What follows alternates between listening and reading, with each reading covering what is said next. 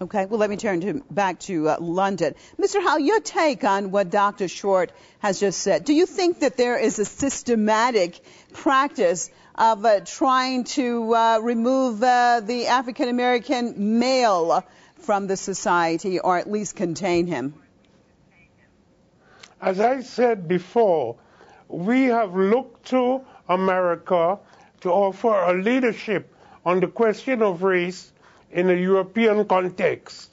They have done it in an American context. I have met and spoken to, when he was alive, Malcolm X. Stokely Carmichael, Kwame Ture lived 2 streets away from me in Trinidad.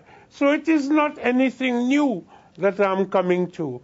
And the last 50 years since I've lived in this country, this issue of police, this issue of the South of America, the issue of execution of blacks, both in America and here. We linked organizations between the Black Panthers in London and the Black Panthers in the United States. I visited conferences, a huge one in upstate New York about Malcolm X. So these things are not separate. We have a sense of what is happening to each other. And there is this remarkable word, solidarity. We have confronted the American embassy several times over the years. Mr. Howe, you talked about Malcolm X, you talked about Stokely Carmichael, and you've mentioned names of people that, of course, in the 60s, that they talked about racism and stood up for it. We're talking now 2012. We still haven't progressed at all. How much progression has there been in the rights of the minorities, specifically the African American, in the United States? The fact that it continues does not necessarily mean we haven't progressed. What has increased tremendously is our capacity and skill to broadcast our issues across the world, to fight across the world, to challenge the structure of power in major cities internationally, from South Africa to Washington. I believe we are on the move. I'm not going to sit here, please, and weep and shed a tear saying, oh, nothing has happened. I haven't seen such a huge leap in the context of blacks as in the United States. Okay. And you get a more intense battle when you stand up firmer. The battle intensifies. But I'm not going to accept that we are now, nothing has changed. That is not true. Okay. If nothing has changed, well, let me turn back to Philadelphia and get Mr. Lynn Den in this. Mr. Howe says that he's not going to say that things haven't changed. I want to read a few statistics off, a few more. An estimated 5.3 million Americans are denied the right to vote based on past felony conviction, and of course most of these being African American men. More black men are in prison today than were enslaved in 1850. We have employment disparities, pay disparities, and even there are reports of African American children being aborted at alarming rates. Reports say that Planned Parenthood have killed more black babies than the Ku Klux Klan, the racist white group, of course, which murdered black people years ago. Your take on some of these statistics, Mr. Den?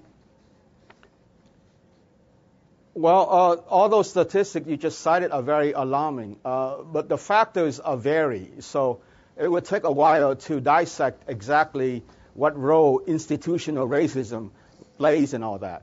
I would say that, I live in a city that has a black mayor, that has 3 black mayors in recent history. This could not have happened in the 60s. So superficially, there is some improvement. But then again, like you say, the situation in the black community is very serious and is not encouraging. I would like to rephrase this as a question of class. Okay, I think the media would like to distract us by scapegoating, by dividing us, by pitting us black against white, non-Muslims versus Muslim, etc. But I think the more serious issue is class. And I think that all Americans are being abused and exploited, and eventually, hopefully, we can see beyond black and white or yellow or whatever, and see that we are being abused by the same government. Okay, Dr. Short, your take on that. Both our guests in London and in Philadelphia talk about improvements in general. I want your take on that, you being an African-American male in the United States. How far has the struggle come? Have we seen major gains since the 60s, since the civil rights struggle, since Dr. Martin Luther King's, Malcolm X, major time when they were after civil rights? How far have African-Americans come? I think we've made steps forward. And as we've made steps forward, they've moved the goalpost. They changed the rules of the game.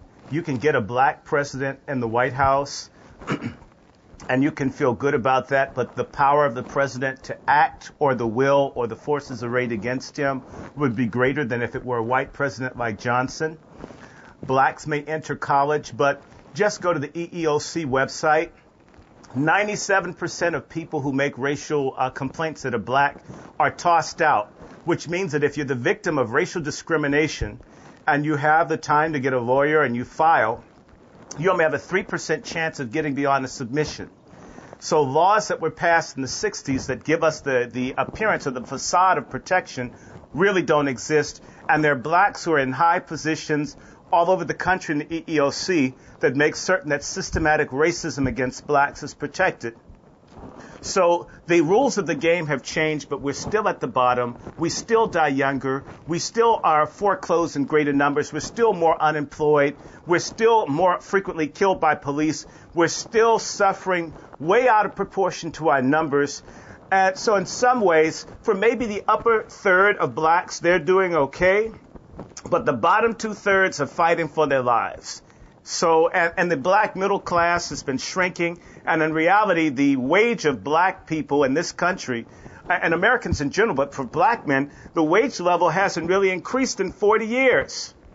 So if you're not making more money, how is that progress?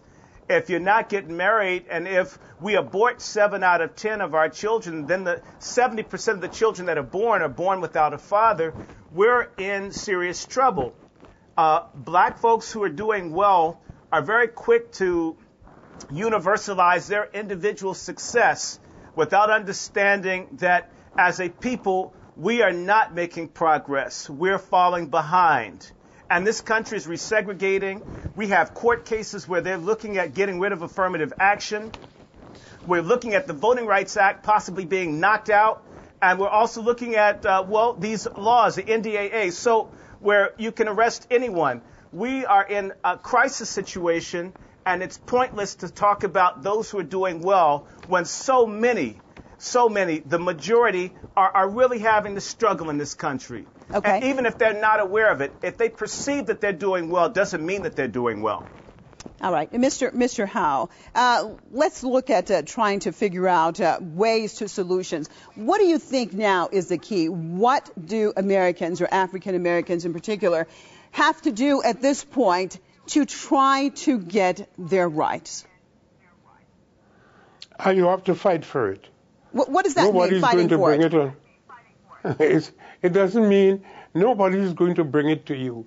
You have to mobilize the people as they did and marched on Washington some years ago, perhaps 20 times as many people. You have to stand up, say the answer to this is no. You have the right of striking. You have to use weapons of all kind. And that is our attitude here in England. We're not going to back down. We're not going to have a policeman treat us the way they have done, and all the reports are now falling out the dark. Okay. Mr. Den, your take. I'm sorry, I'm just about out of time. I want to get everyone's perspective. Mr. Den, your take. What has to be done at this point in time? Well, I think, like I just said, I think we have to see beyond race and look at the class issue, that we are all threatened by the same government. And, you know, things are getting so out of control now. Everything is criminalized now. You can be arrested for just about anything or for no reason at all. And so, you know, we need like a new John Brown to stir things up. Okay, Dr. Short. You know, we have to step outside of... All right, let me switch to Dr. Short. 20 seconds. What's the answer?